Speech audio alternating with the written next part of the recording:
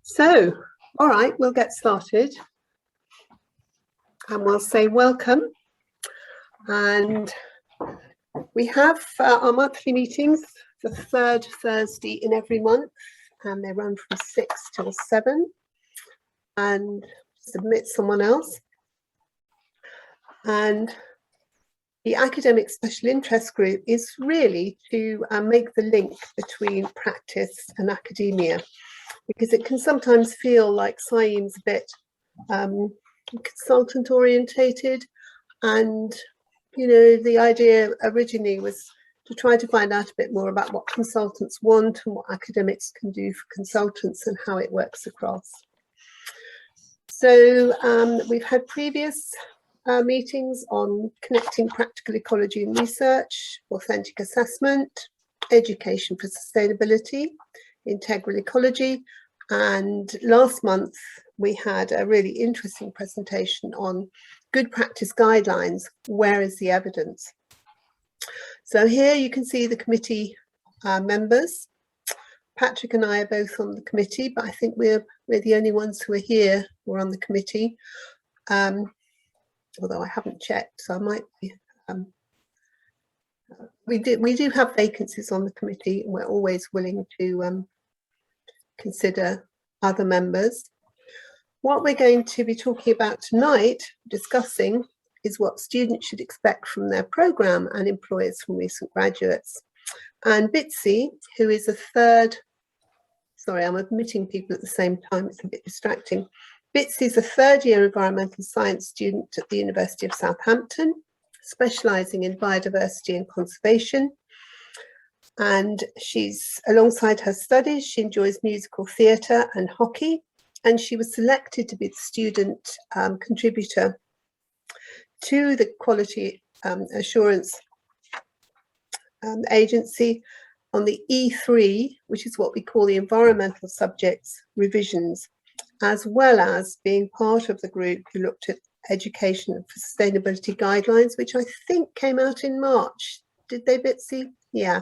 March the 29th. Oh, right. So I'm going to hand over to you, Bitsy. And do interrupt, put your hand, and we can't put our hands up, can we?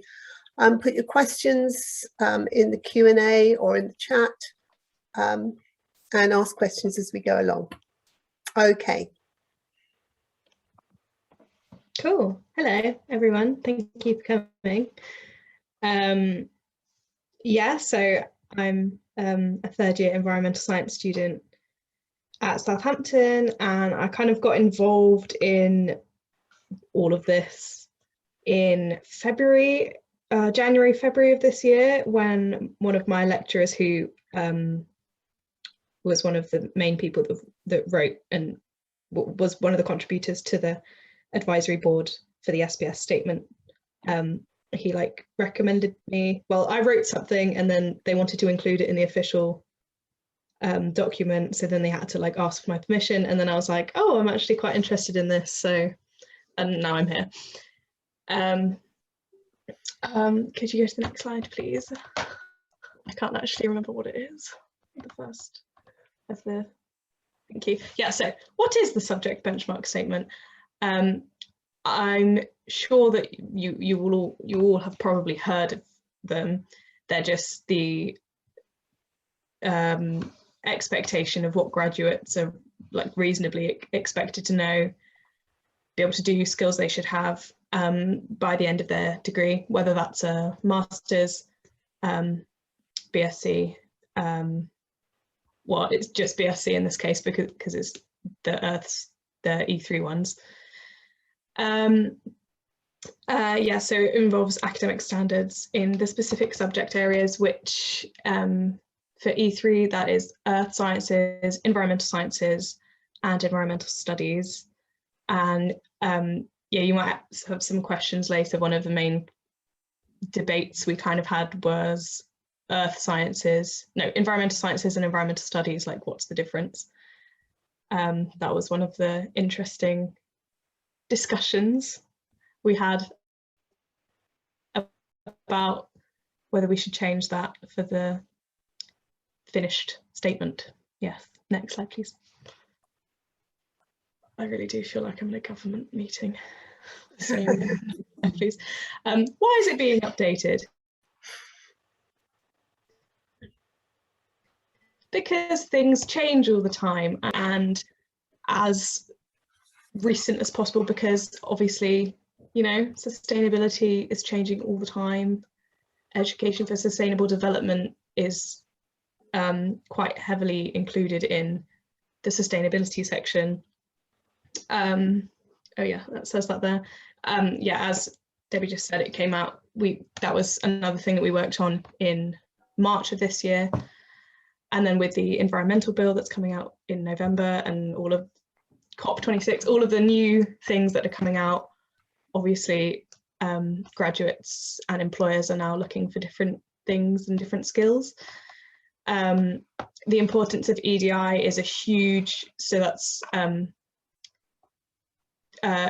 equality, inclusivity and diversity, not in that order, that's EID.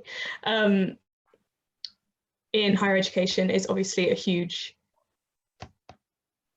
thing that obviously has always been important, but people are only just really properly trying to pay attention and implement that into degree programs now. So like intersectional sustainability and that sort of thing. And then yeah, enterprise and entrepreneurship is obviously focusing more on the employability section of doing a degree, getting a job, graduate careers, kind of that aspect of education. And yeah, so the whole thing was written with advanced HE, so advanced higher education, with the Quality Assurance Agency. So they were kind of like two big institutions working together. Next slide, please. How did they do this? So yeah, the QAA set up an advisory group consisting of, it's about between 20 and 30, I don't actually know the amount, of subject specialists, and then me. I'm obviously not a subject specialist, so I was just the student contributor in those three different aspects of the E3. And then within that, the specific people to work on the EDI, sustainability and employee and entrepreneurship. And yeah, we've had lots of online Teams meetings in the last 6 months, looking at a document and editing it all together, and then going off separately in our own groups that we specialize in and talking more about what we want to do in like more individual meetings. So quite a lot of hours of work have been put into it. And yeah, so yeah, unfortunately you can't actually read the document yet, but you will be able to in a week today, I believe. Yes, the 28th, that's in a week. A week today you can read the draft, because the QA are doing a whole consultation for all stakeholders before actually publishing it, which is at the moment supposed to be at the end of February, but they do keep pushing it back, so not 100% sure on when it will actually be published, but it will be in 2022. Can I just add there, Bitsy, yeah. that when we decided to do this as part of the consultation, we were sure that it would be available from the beginning of October. So we really thought this was going to be much more active, but bear with us. This meeting is being recorded, and so the discussion will be fed into the consultation. Yeah, so they did tell us at the start of the year that it will be done by October, but they've just had to keep changing certain things. I think some of it was formatting and some of it was just being later and later, but everything we did when we were supposed to. We're just waiting on QAA now.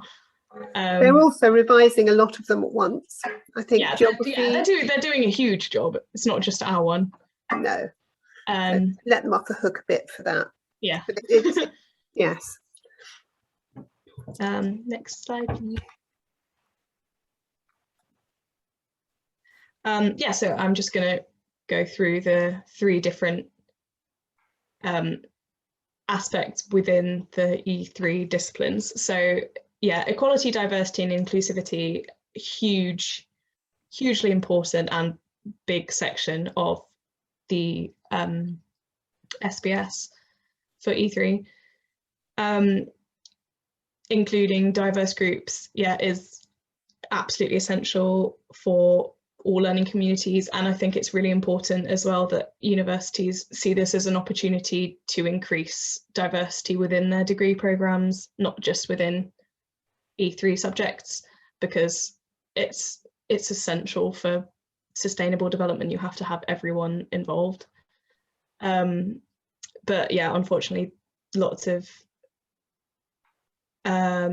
minorities may encounter barriers to engagement, which we obviously want to try and change. And as a community, we do have a duty to confront and encourage these barriers to engagement and participation. And yes, doing this will basically make everything better and more inclusive and encourage the discussion, learning of the curriculums within degrees. Can we open this up to discussion, because this is this is the core statement in the benchmark statement, crafted by the EDI subject working group. And I just wonder whether anyone in the audience, what do you think of this? Do you think this says it all? Do you think there's anything that should be added? What issues have you come across relating to EDI in your curriculum, in your either learning or teaching? Has anyone got any comments?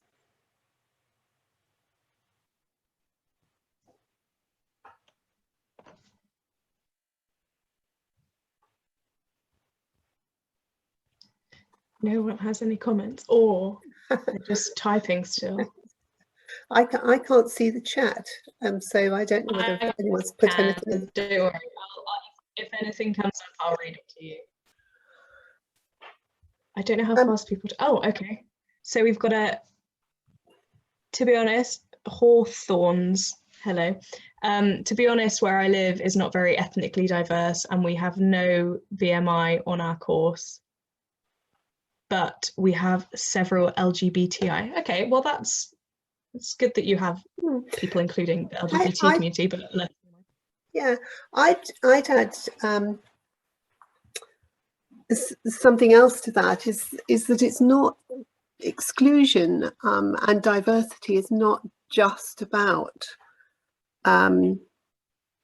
gender, ethnicity, but it can also be about socioeconomic background. And one of the issues, I don't know if those of you who are members of SIEM might know that SIEM has just done a study into why ecology is such a white middle class profession. And I teach, because I teach in London, and it's a similar story for some of the other people who teach. Well, I know Paul in Liverpool. So we have actually very few white students. So a lot of my students are British Bangladeshi or of Caribbean origin.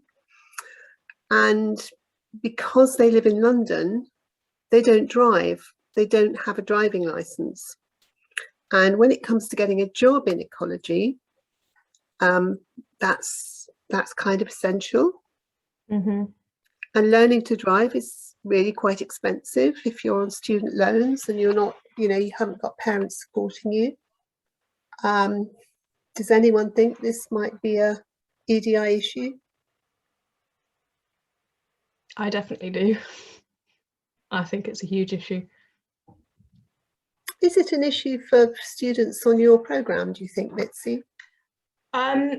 Well, obviously my programme's just contextualised in terms of COVID-19. We have quite a few international students that haven't been able to be here, and access the course in the same way, but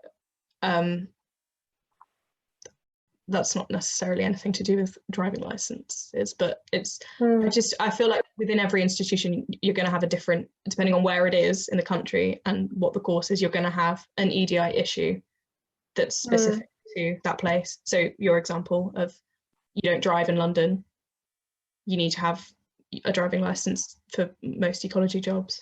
Yeah, which does larger financial investment. I still haven't learned to drive because it's too expensive, but I know I need to get a job. There you are, you see. That's what do other lecturers think? Was it Sarah, lecturer at Keele?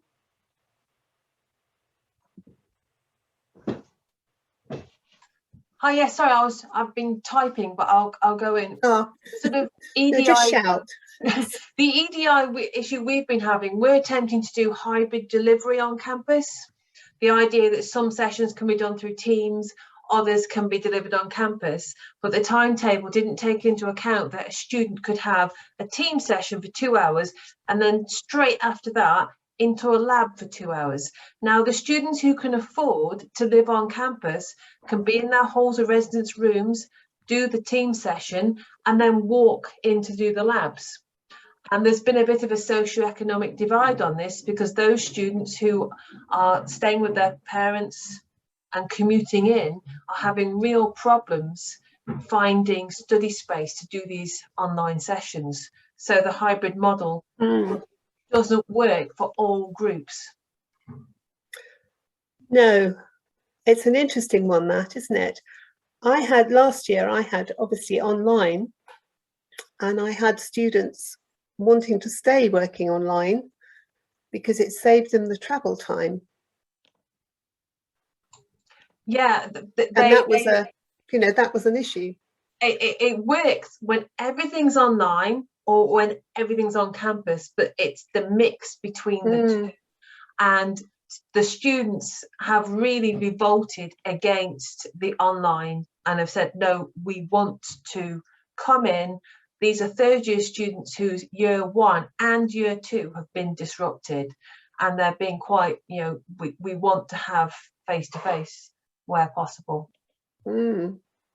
Whereas last year I was teaching students who were home-based in China, and when everything was online, we had greater accessibility in many regards for that kind of thing. I feel we've gone backwards. I'm disabled myself, and I was able to participate in things that I was never able to get to, and now I'm back to not being able to do things because they're moving back to this hybrid model. Yeah, I think it's a really interesting issue. We've got 3 different issues to talk about though, and it's 6:20. So should we move on, Bitsy? Yep. But do remember, everyone, that when this consultation opens, you'll have your opportunity to input into that as well. Shall I go to the next slide? Yep. So sustainability is the section I probably know most about, because it's the one that I helped to do, because it's the only one I really have any relevant experience in. So yeah, sustainability and sustainable development are mentioned a lot in the ES3 disciplines, as they are basically the most important thing about the discipline now, in terms of, so education for sustainable development is basically putting sustainability into all degree programs. Every single degree program now, from, I can't actually remember when it is, it's either 2025 or sooner than that, but has to have some element of sustainability in one of the modules. So it gets everyone talking about it and thinking about it, because we don't have a choice at this point. I actually watched a documentary today which came out last year, called The Extinction, The Truth or something, by David Attenborough, and I cried at it. I would recommend that, it's on iPlayer, but we don't have a choice anymore. And yeah, so that slide's just saying that sustainable development within higher education institutions takes place through this Education for Sustainable Development document that came out in March,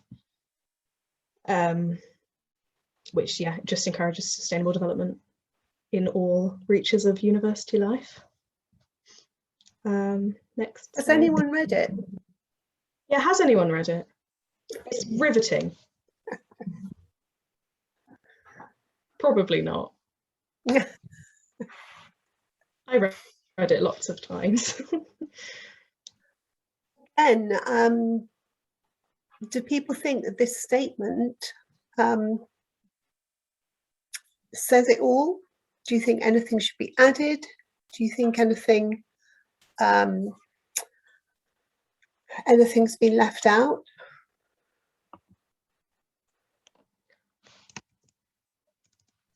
I wondered whether the Sustainable Development Goals should be mentioned, but I wasn't on this group, so because I find them very useful in my teaching. Yeah, definitely. I think we did. Did we not mention them? This is the statement taken out of the document. Did the document not? Am I actually? I do so much on the Sustainable Development Goals that I can't remember what it's been in and what it hasn't been in. If it wasn't included, it definitely should have been. I agree. Oh, you read the okay. No, I didn't. I wasn't asking if people had read the slide. I meant, had anyone read the actual document, Education for Sustainable Development, which was produced by QAA to help people, I suppose, Bitsy? Yeah. You know, to make it easier for people to incorporate sustainable development in there.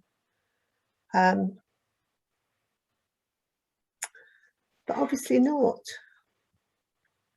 No, I think that the Sustainable Development Goals are the easiest way of also just visually seeing a picture of what it is that people are talking about. I think it's a very good way of explaining what they are and how they relate to everything. Yes. Particularly if are you familiar with is anyone familiar with the wedding cake layout for the Sustainable Development Goals? They're usually given as what my students call the tablecloth layout. But I think it was Pavan Sukhdev who came up with the idea that you should have the ones relating to the biosphere at the bottom, and then the ones relating to people, social goals, and then the economic ones on top. And then right on the top of the wedding cake is the SDG 17 partnerships for delivering the goals. We better move on to the next one, which was the one that I led, because I'm very interested in employability. Do you want to do the slide? You can do. Well, I think it was. I think some people find the idea of entrepreneurship more harder to grasp than employability, because employability is, giving people skills to get a job. Entrepreneurship is a bit more about understanding, a bit more business awareness, if you like, and how you need to sort of take a bit of personal control in looking at that kind of awareness of professional behaviour and how that feeds into the development of companies and your job role. I don't know how much, I think all universities would teach employability skills in some sense, but I don't know whether those are targeted towards the kind of jobs you would have in the environmental sector. I suppose I'll have to ask you, Bitsy, and there's at least one other student, isn't there, from Bournemouth? Was it Christina? Yeah. How much do you get? How much do you get focused on the environmental side of employability and entrepreneurship? Well, personally, a lot, because my lecturers are amazing, and my course has 90% in employability related to the job within 6 months, and that is, I understand why, because they do quite a lot of focusing on employability and also entrepreneurship. So, for example, next week we've all been told that we should go to this big sustainability fair in a huge sustainability fair in St Mary's Stadium, which is like the huge football stadium in Southampton. It's basically a huge networking event, and we were all just told it's free, and we were just told to go there. So things like that I think are great, but I'm not sure if I doubt that's ubiquitous across the UK. Like, I don't know about other students. Yeah, okay, so Hawthorne says, sorry. Oh, professional skills for conservation. That's good. That sounds good. And is it, sorry, Hawthorne's... I think it's Katrina. Katrina? Hi, Katrina's my Hawthorne's my surname, so we kind of share this. It is Katrina.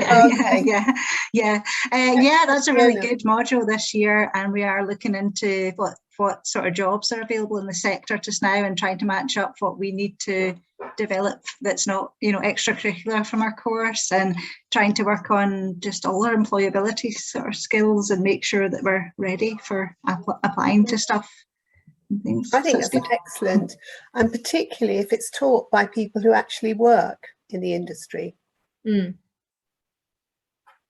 As Patrick, you've worked, haven't you, as well as lecturing?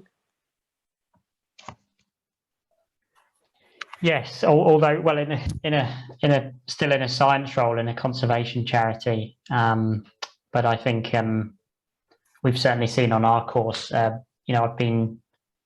I've been teaching on the same course for about 7 years now, 8 years, and I have seen we have shifted a lot more towards employability skills, even sort of changing some modules over. It does come to some cost to some material. Like we used to have a module on evolution, which was sort of pushed out in favour of more skills-based courses for employability, and we have employability events, employment insights events, where we get people in from a range of different roles and people at different career stages in to talk and sort of network with the students. And in some cases that gives people ideas about the types of roles that are available, but also networking, so people can contact these people. So I think it has become quite an important part of our teaching load.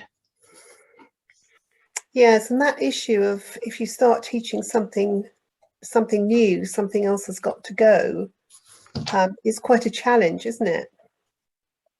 We've got other lecturers, haven't we? Have we got any other lecturers apart from Sarah on the call? I'm Rachel Stubbington. I'm a course leader on a SIEM accredited BSc. And this is really interesting. Until this moment, I thought that we do employability really well, and I'm right, but I almost have to Google entrepreneurship. I realised that I'm so business unsavvy myself, and the idea of, I kind of explain to students that they're businesses, these places, but can I ask, are you taught by, or do you teach entrepreneurship, I can't even say the word, as environmentalists, or do you get business colleagues? Are you taught by business colleagues, Bitsy?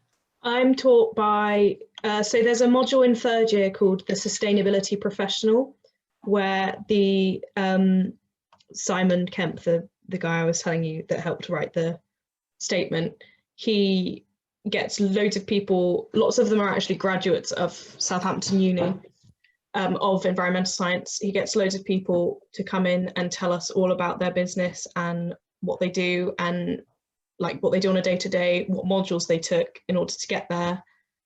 So yeah, that's more sustainability specifically focused, because that's what he kind of specializes in. But I'm a landscape one that architect. Katrina was talking about, professional skills. Sorry, Bitsy, I interrupted you. I thought you'd finished. I'm a landscape architect as well as a fellow of SIEM as an ecologist, and so I'm very keen on introducing students to things like risk assessment, insurance, what's the difference between PPI and PI, you know, that kind of thing. And something that's always really interesting is getting students to think about hourly rates. And that's the kind of thing that I think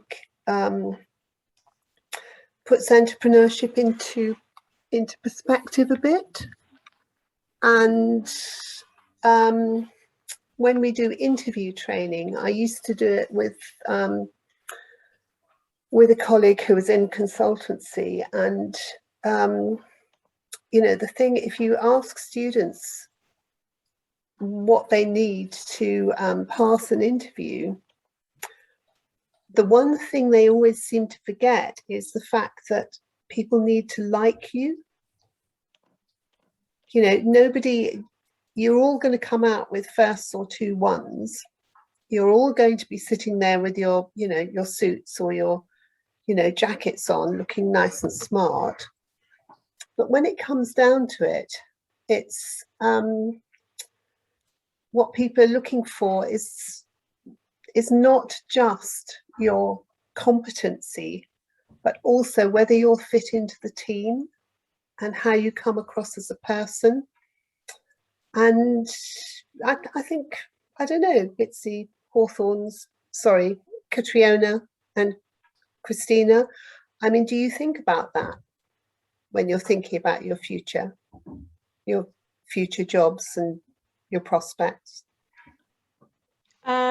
Yes, because we get told to think about that. Good. But I would have thought that's fairly obvious, that to get a job you want them to like you. I would have thought that was quite obvious. I don't know. I was astonished how important it is, though. So I sent 4 of my students to interviews with the same interviewer, and just it was the year, last year's second years, so the most COVID impacted in terms of their practical skills, and they were all, oh, I've got no skills, there's no chance of me getting a placement. But the employer was like, I don't really care at all, it's really all about your attitude. If you've got the right attitude, I can get you up to speed in a day. So yes, it's all about, do I want to work with this person?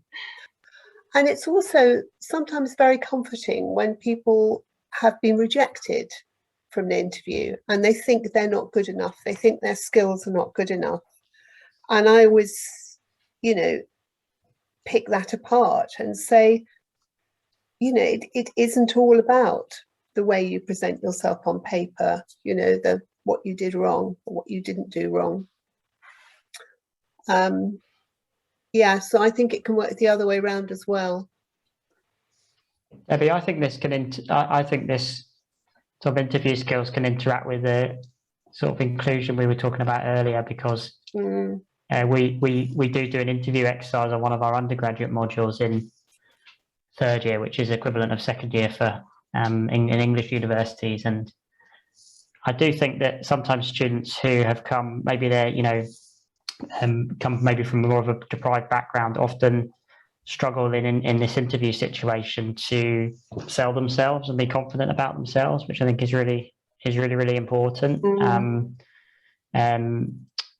And so we see this, you know, kind of ask students to talk about something positive or a strength that they've got, and it quite quickly turns around into a weakness or bashing themselves. And I do think that sometimes interacts with kind of socio-economic background as well, that idea of confidence. And I think that that's likely to feed through into kind of competitive interview processes as well. So working on that as an employability skill is quite important, I think, in terms of inclusion. Yes.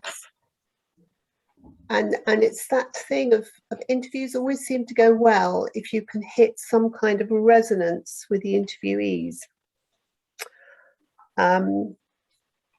And sometimes it's, you know, people say, well, you need to put your extra skills, like at Bitsy. We know that Bitsy likes musical theatre and hockey, don't we? Well, so if she's being interviewed by someone who's played hockey for, I don't know, at county level or something, you know, that would immediately give them something to talk about, to break the ice a bit, rather than the more taxing questions. But yes. How do we think about the context? Just trying to pull it back to the actual what's on the slide.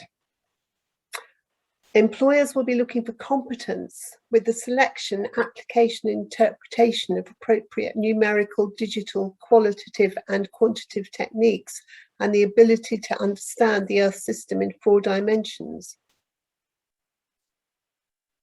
I didn't think this was very good. I think that's quite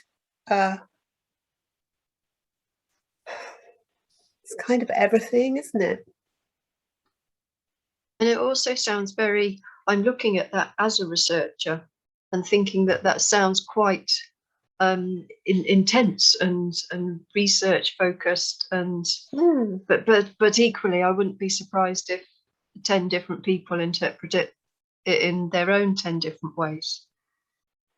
Which is, of course, the problem with these brief statements. But yes, I think that sounds very academic. Yeah, I think it lacks flexibility. And, yes, and that was, you know, the subgroup was formed of academics. it was bound to end up academic, I suppose. But I think it comes back to this issue that competence is not just those things. Those are very knowledge and skills based, aren't they? I suppose we could say the ability to understand is a behaviour, but I think professional behaviour is, coming back to the teaching of employability and entrepreneurship, is really interesting. And in an interview, you know, you've got your piece of paper, you've got your degree, that to some extent is your knowledge and your skills, but your professional behaviour is what comes across as, I think it was you, Sarah, who was saying, you know, the attitude, the way you behave in the interview situation. I am also looking at this and thinking can they cope with data? And I've recently had a placement student say that their employer, it was a placement in Croatia, and they were very impressed with her level of competence with data, and it enabled her to make a near professional, well, a very professional and unique contribution to a conservation organisation's progress. So is that how other people see it, as an ability to manipulate and find the ecological story in data? But I think that is a valuable skill, data handling. Definitely. I think it's got a good list and a good range of stuff in there, but I think it's missing. It reads a bit like a prescriptive list. I've got no idea what it's doing on this slide either. It doesn't seem related to. So it's important, but does it belong in this context? I'm not sure. I think you can begin to see how very challenging it was to be involved in this group doing this revision, because it was all being done on shared documents with people adding their comments from their perspectives, and then the overall editing was kind of pulling together all these very disparate comments and trying to make something out of it. But I think the opportunity that's offered by the wider consultation is taking it out, to a wider view. And we did actually do a bit of a consultation beforehand, saying to people, well, we're going to be doing a revision. What would you like to see in the revision? And the really interesting thing for me that came out of that was the number of people who said, we'd like to see accreditation standards more closely linked to the QAA benchmark. Now, I don't know, Patrick, you're accredited, aren't you?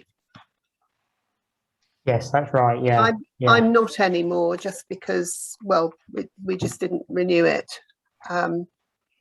We were the first one. But the ASIG accreditation standard makes no reference whatsoever to the QAA benchmark standard. Maybe because it's designed to be UK and Ireland wide, whereas the QAA just works for, is only mandatory in England.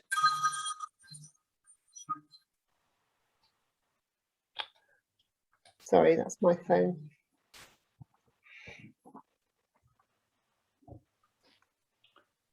I'm not. Do you think the accreditation and subject benchmark should be more closely aligned? Do they have? I suppose it's because it's under it would. We'd have the SQA up here in Scotland, and I don't know if they have equivalent benchmark statements at all. Yes, they do. They must do. I'm not aware of them, and I suppose these are with these. This is the E3. Do these apply to postgraduate level as well as undergraduate? No, they're undergraduate and integrated masters. Okay. There is a mention in this revision, there is a mention of masters, but it's not binding in the way that it is to undergrad. Yeah. I suppose it would need to be flexible enough to, apply to sort of similar things in Scotland or Ireland. And I don't. So they if they did tie them more closely together, the accreditation criteria and the benchmark statement, they'd have to allow for flexibility in the other home nations, I suppose. I'm going to worry about the time and say, Bitsy, can I move on to the next slide? Yeah. I thought people would have a lot to say about that one, but yeah.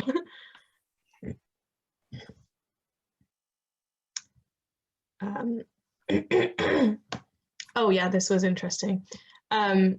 This is really just testament to how much we discussed so many different things when we were writing it.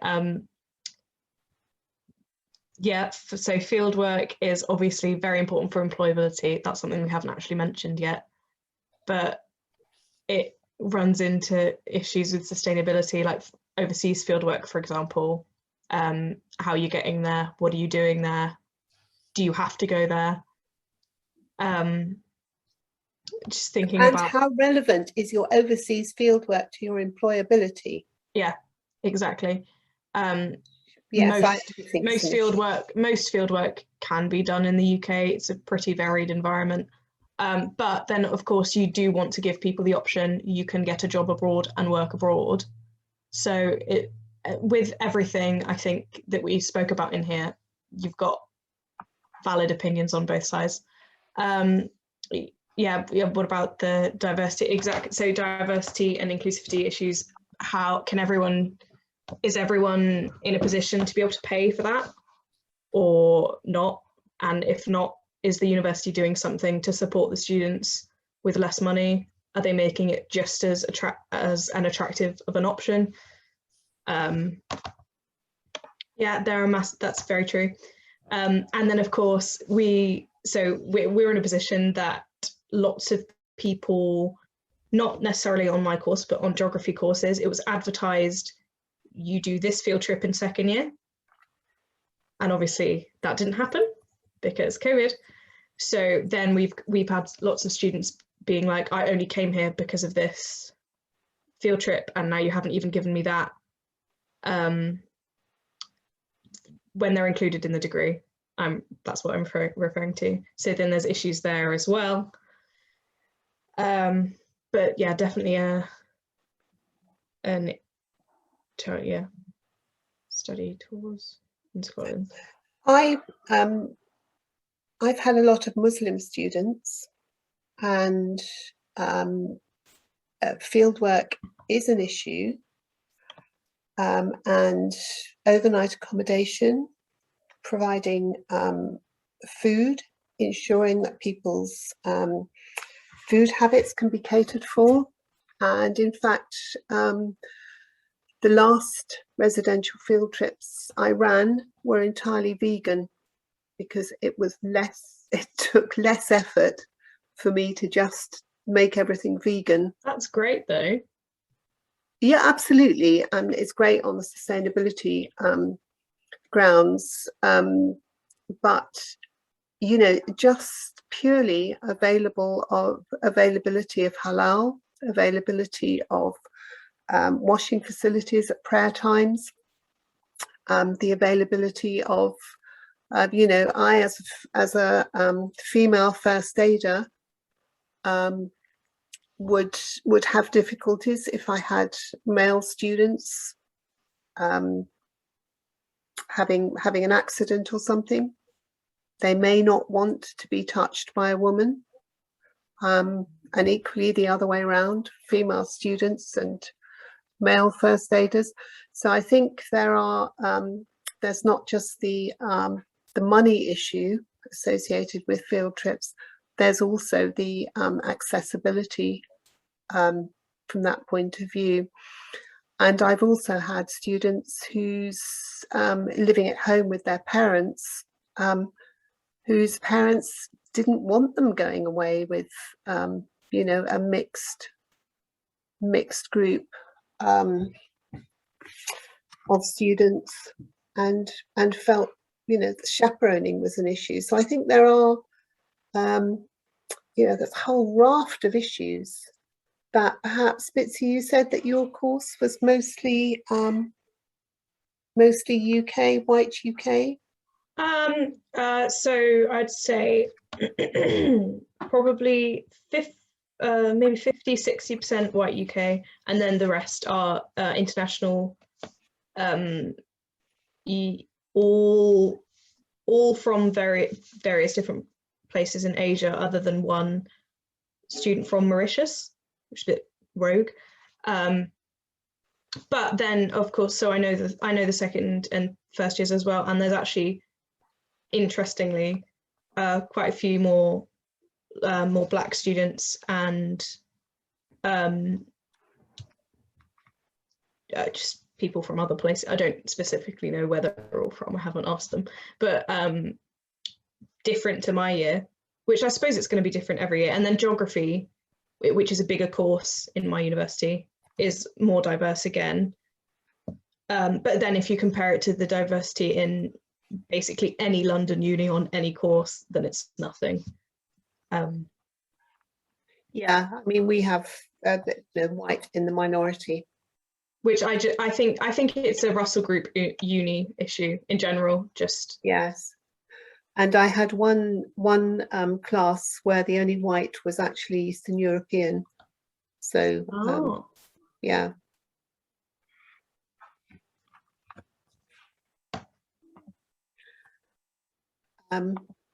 Have we done field work? Shall we move to the next one? Yeah. Watching the time, 10 minutes left. Yeah. Oh gosh, yeah.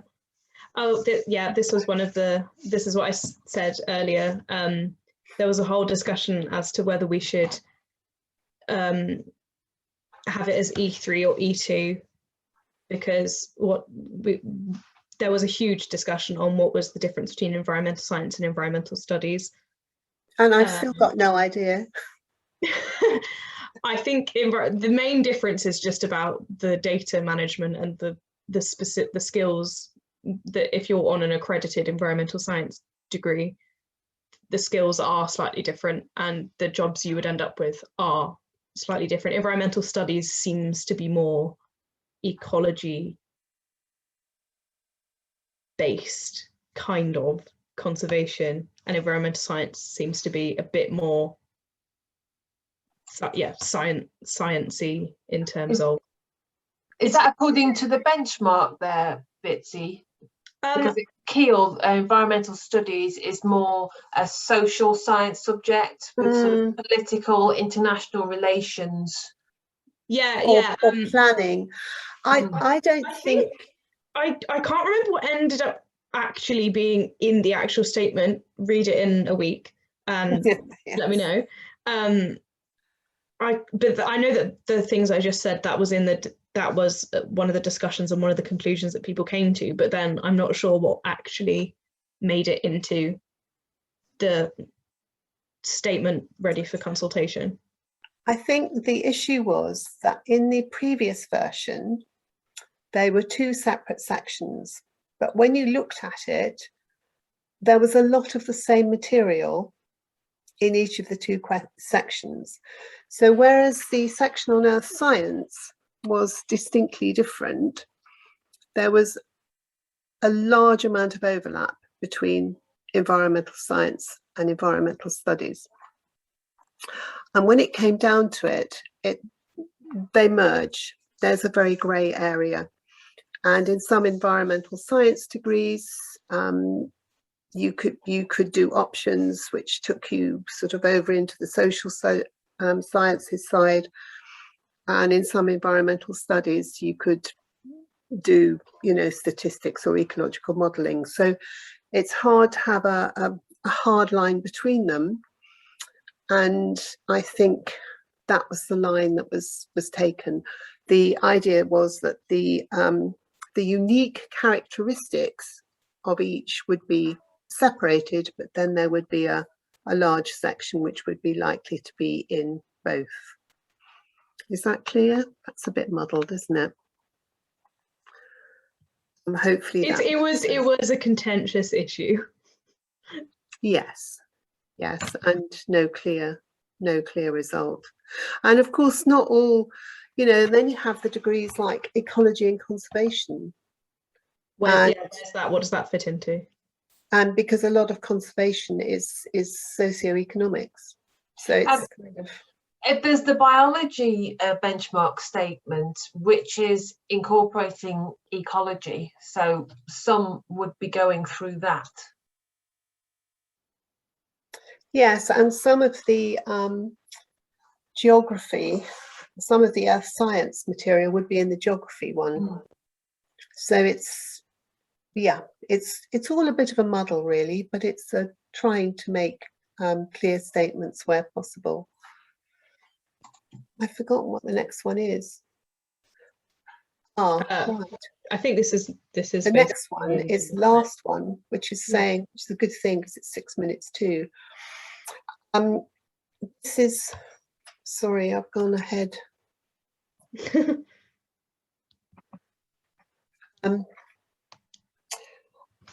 This I put up. I mean, we would have liked to have had. Obviously, we would have liked to have done this based on the questions that they will have in the consultation. This is the QAA website with a consultation link. This is actually a link to a different consultation, not the one we're talking about. But on the news and events page, from next week, we've been assured it's the 28th it's going to come out.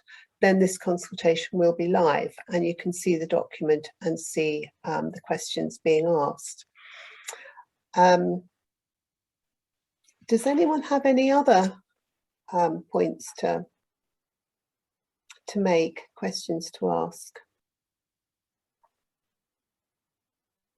Are we all clear what the role of the subject benchmark is?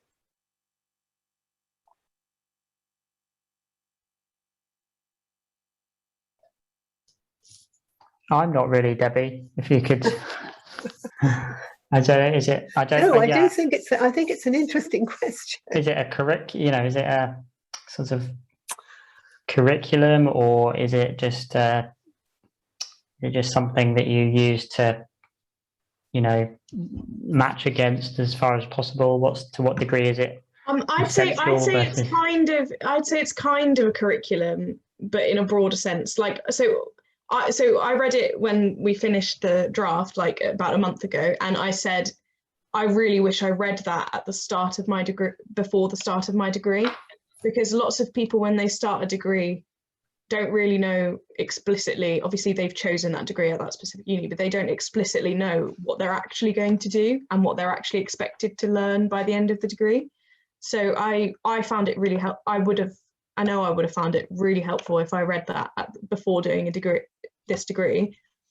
As it happens, I've read it in third year, and now I know what I should be focusing on. I think it's actually more serious than people think. It is actually the QAA standard.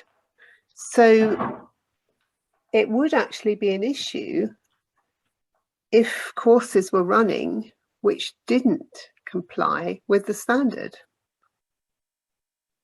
Now, I really don't know how many people, when they're developing programs or revising programs or thinking about what to teach, whether they refer to the standard or not. I definitely had never had it referred to before. Sarah's saying you get audited on it. Apparently, we were audited a few years ago now. We had QAA. I think it happens every 5 years or so. Huge program review, and when we did the redesign of our programs, we've done it twice since I've been at Keele now. You go back to the benchmark statement, and it turned out the statement had been updated, which meant we had to then review all of our alignments to the programs. So now, I've only worked as a lecturer at Keele, but certainly that's been my experience, and the external examiner refers to it as well. Yes, it is that serious. It's not something we would necessarily talk to our students about. We're talking more about at the module sort of level intended learning outcomes, but they're sort of linked back in behind the scenes to the benchmark. Yes, I do think that people don't necessarily take it as seriously as they should, and realise, it is like the equivalent of Ofsted. Schools are audited against Ofsted, aren't they? And it is the standard. So it's a good idea, as you're going to be having to comply with it, a good idea to join the consultation and share your views. And at 1 minute to 7, I ought to be moving on to the final slide. So thank you very much, participants. We do have these discussion events. Some of them are more discussive than others, but we normally have this one. We've gone through sort of slide by slide because we thought it was just too complicated for Bitsy to do a presentation and then have a discussion, because we'd all have forgotten that EDI was mentioned. But next month we're going to have Aaron Klein is going to be talking about dogs using conservation, which is quite a big thing, and I'm working on at the moment. and he'll be talking about how dogs are trained to work in conservation and how, you know, for some surveys they're actually better than ecologists, and we'll be discussing, hopefully you'll be coming and discussing where you think they can be used and what you think the issues are. Patrick, I hope you'll be joining because you've worked with dogs, I think, in the past. That's right. Yeah, I've worked with pointing dogs for grouse counts. Yeah. And yeah, they were definitely much better than ecologists at finding the grouse. And Yes. oh, and capercaillie as well. Yeah, they could track down a capercaillie brood in a big Caledonian pine forest, which is pretty much impossible to do. Just as a surveyor. Yeah, and hopefully we'll have some nice pictures of dogs, and for those who like pictures of dogs, and I'm going to try and get him to put in some videos as well. So thank you all for coming, and hope to see you next month. It's same mechanism for signing up, and it will be advertised on the ASIG page of the SIEM website. Debbie, could Yes. you put the link to the consultation in the chat, please? No, there is no Okay. link to it. Oh, okay. Sorry, on the previous slide, Yes. there was something lit up. My mistake. Thank you. It's just a link to the. I mean that's a screenshot Yeah, of okay, their no current consultation. So if I put that link in, it would take you to a completely different consultation. If you want to put your email in the chat, I will make sure that you are emailed when it opens. Does that help? Thank you. That's great.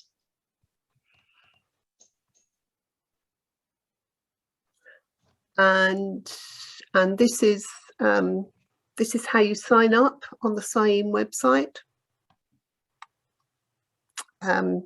To make sure that you're kept in touch with the academic special interest group, but non-SIEM members are welcome, always welcome to our events. It just means that signing up for the event is slightly more complicated. Okay, and with that, we've only overrun by 3 minutes. I'll say thank you very much and good night. Thank you, everyone.